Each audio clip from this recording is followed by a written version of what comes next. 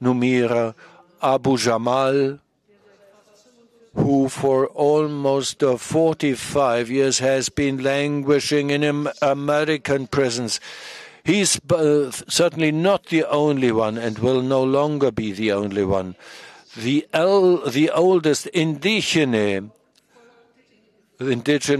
prisoner, Gina Pietsch, probably will not survive because in all those 49 years he has collapsed. He suffers from diabetes and shrinking muscles, atrophy of muscles, and he is still not free. Which brings us to our topic, the history of imperialism in the past and in the present. And we are fortunate that we can Dr. Jennifer Black. She is a researcher and academic in prison value, is working together with Mumia Abu-Jamal. Jennifer, please join me on the floor. In the last year, as an outcome of your important activity, of your very relevant work, Beneath a Mountain, an anti-prison reader with voices from U.S. prisons. If you want to, please tell us more about this. All those people that we mention here by their names that have been in prison for so many years, and they are united by the fact that we had invited them to the Rosa Luxemburg conference, Mumia, no less than 26 times. Although they are prevented from coming, we still take it for granted that sooner or later they will be set free, and sooner or later we will welcome them in person. Jennifer, please talk to us about Mumia. I am deeply honored to stand here before you and introduce the following audio essay and to talk to you about my friend and comrade Mumia Abu-Jamal. Mumia provides a commentary for the Rosa Luxemburg Conference every year. And every year I feel excited and curious as to what he might talk about.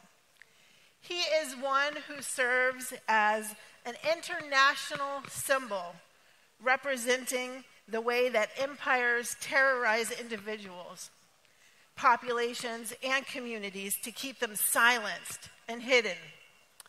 I don't think you need an introduction to who Mumia is or the details of his incarceration. In fact, it is because of the politicization and the offering of revolutionary solidarity by the German people that I know who he is.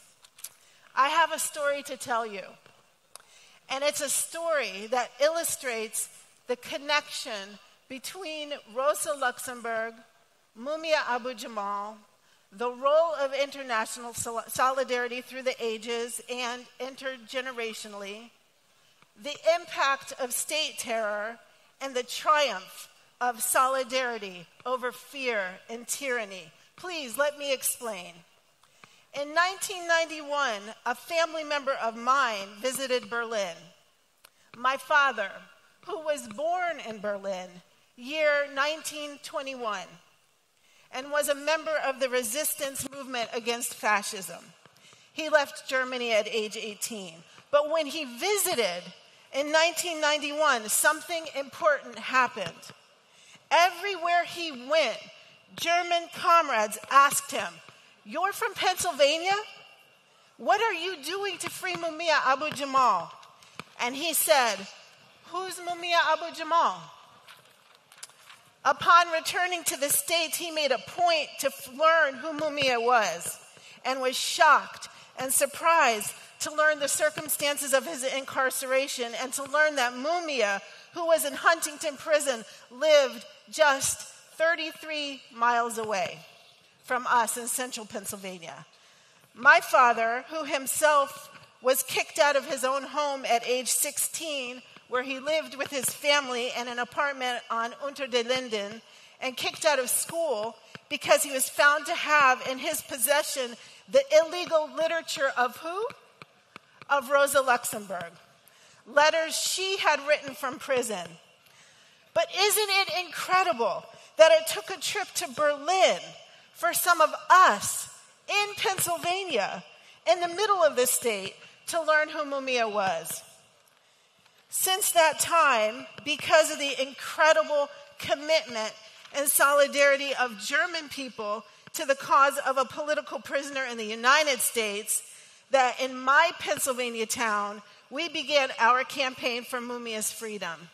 It is a campaign that has not yet realized its goal, but we have worked for his release ever since. And from this example, we learn revolutionary solidarity knows no borders. And yeah.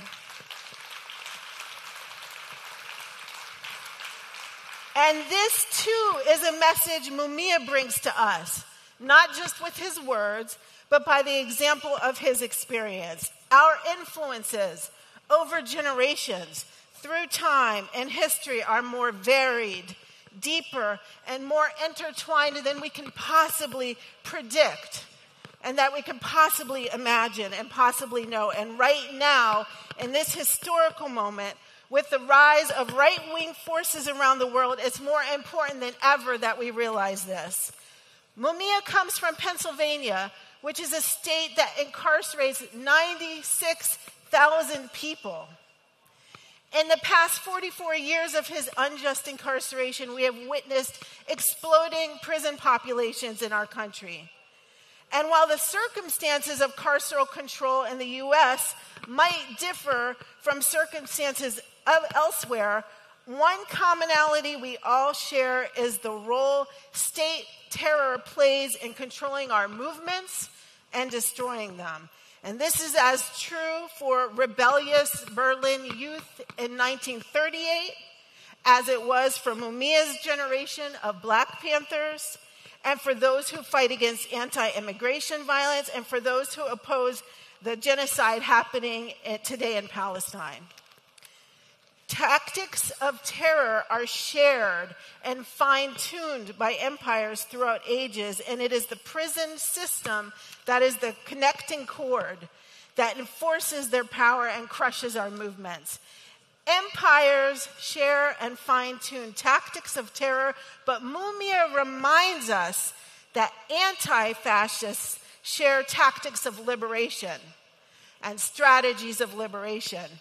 And in the danger that surrounds us in the decline of capitalism, we can't forget this. In Pennsylvania, one hopeful and inspiring organizing trend that we are witnessing is that the anti-prison movement is being led by those most impacted. It's an inside-out approach where inside people, incarcerated people, and their families are taking the lead and organizing to change the function of prisons. And they are standing up to government forces, to intimidation, and to widespread apathy. And they are doing so even though they are scared, even though they feel fear. In the piece you will hear today from Mumia, he emphasizes the role fear plays in terrorizing populations into silence, but also in whipping people up into a hateful frenzy. For the past several years, Mumia has ended every audio essay with the catchphrase, love, not fear, to signify that unity, solidarity, and revolutionary love are the qualities we need to draw on in order to survive collectively. The importance of listening to incarcerated voices and learning from their experiences is the focus of a recent book co-edited by Mumia and myself titled Beneath the Mountain, an Anti-Prison Reader. And I would like to invite you to a presentation tomorrow at 18 hours at Mitterladen, Kreuzigerstraße 23. The details you can find at the Free Mumia stand directly behind us now. Please visit the stand directly behind us. And if you have time, attend the presentation. Thank you. By tracing a genealogy of anti-prison thought as experienced and written about by incarcerated people, it points to the crucial role of solidarity and unity to overcome political repression. And this message of revolutionary solidarity, despite the tactics of fear that will surely be unleashed, is one we need to absorb. It's a message coming directly to us from a political prisoner who has served more than 4 decades. His words are crucial, and we must listen to this message in order to prepare for the days ahead, for what he calls a mad dash to the right, which might test us in ways we cannot imagine. A beast is most vicious when wounded, and capitalism, threatened, is that dangerous beast.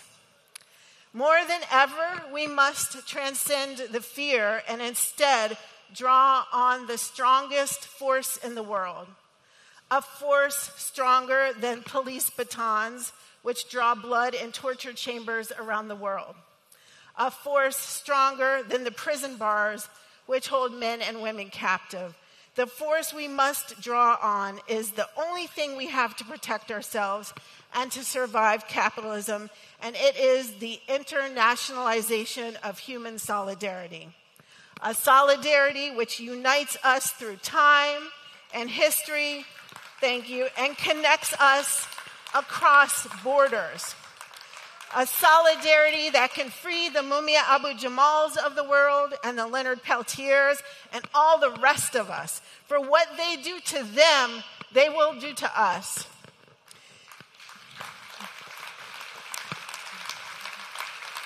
Thank you. And this is the message that I bring today on behalf of my friend and comrade, the mighty Mumia Abu-Jamal. Thank you. Thank you very much. Dankeschön, Jennifer. Thank you, Jennifer. Bevor ihr jetzt die Botschaft von Mumia hört, Before you can listen to the next message, you have to know that we are going to go round and collect some donations for those that are prosecuted, for those that are in prison, so that you know this is an official collection. And now, Mumia. A mad dash to the right. As we look at this world, as a new year dawns, we must admit that the world is on the march. And if we're honest, it's a march to the right. Why is this so? It is so, in my view, because rightist politicians have mastered the art of fear. And the politics of immigration is all about the manipulation of that fear for political purposes. Fear moves us, not hope, nor altruism, for fear taps into our survival instincts. It also draws us to the polling places and makes us vote. That explains what has been happening in Europe and in the U.S. as well. In fact, the recent American election was a contest between love and fear. And guess what? Fear won. In his first inaugural address in March of 1933, former U.S. President Franklin Delano Roosevelt said, "The only thing we have to fear is fear itself." Well, that was then, 1933, almost a century ago. Today, fear breeds more fear. And fear of what? Fear of blacks, smart women, fear of trans people. Politicians who know about how to motivate populations know well the pull and power of deep emotions, like fear. They use it the way a violinist uses his strings. Many people are so engaged in fear of the other that they don't really see the game behind the curtain. That's because fear disrupts our ability to analyze and think things all the way through. Much of this anti-immigrant hysteria is occurring in Europe, as many refugees from former colonies are trying to make their way back to the lands of the former colonizers' countries. In the U.S., much of the anti-immigrant energy is aimed at Mexicans and other Latino communities. Some see this explosion of anxiety as the fear of a browning of America. Latinos constitute the fastest growing segment of the U.S. population. Europe, meanwhile, is anxious about Arab and African refugees. Remember the lies about Haitians? They're eating our dogs, they're eating our cats, and other pets. Remember that? Of course you do. It was a lie. But it made Haitians the object of fear. How many folks know that the Haitians helped Americans fight against the British in the Revolutionary War? The Haitians were otherized, thus easier to fear. A few weeks ago, I heard a radio broadcast of someone complaining about refugees entering their country, with significant anger in his voice. Guess who the speaker was? He was a Turkish citizen complaining about refugees from the civil war in Syria. This shows that the problems are not always as simple as they seem. Over a century ago, Marx said that a worker had no nation, and neither did the working class. As members of a class, all workers were brothers and sisters of other workers. Then they had 2 world wars, the awesome carnage of those wars, and people were firmly held in the grip of nationalism, still in war mode, but this time locked in a so-called Cold War. The wars had severely weakened several European empires, and during the 60s, we saw a wave of anti-colonial struggles, with many countries winning independence. The Algerian Revolution erupted in North Africa, and France, already weakened by its fall at Dien Bien Phu, or Vietnam, lost Algiers after some 6 years of anti-colonial war and popular resistance. Algerian revolutionary Frantz Fanon called repeatedly for decolonization, not just in Algeria, but in the whole of Africa. In fact, the world must be decolonized.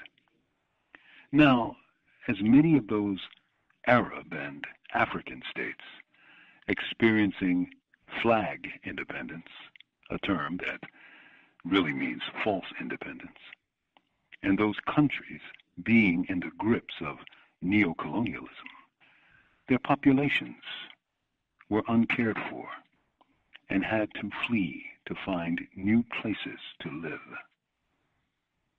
With governments failing to serve the needs of their people, they became refugees of states that failed.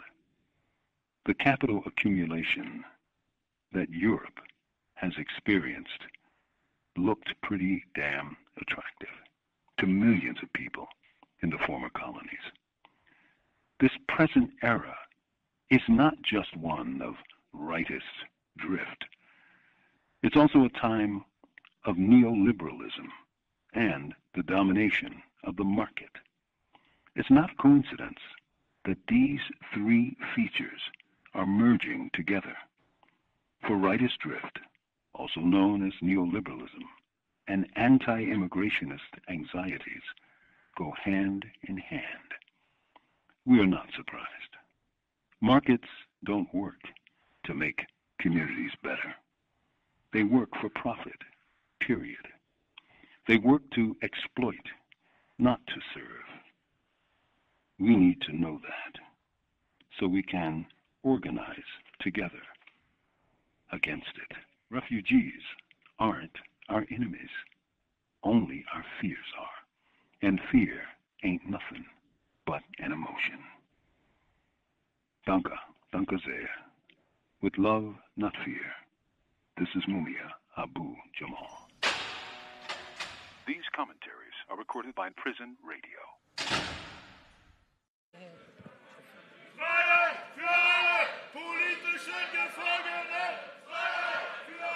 So the slogan is freedom to all political prisoners. Danke für diese Rufe. Thank you very much for these calls and interventions. Danke auch ein herzliches Dankeschön And I would like to thank Jennifer and Mumia Abu-Jamal. We are really happy to meet Jennifer here, and we would be even happier if Mumia next year could actually attend finally this conference.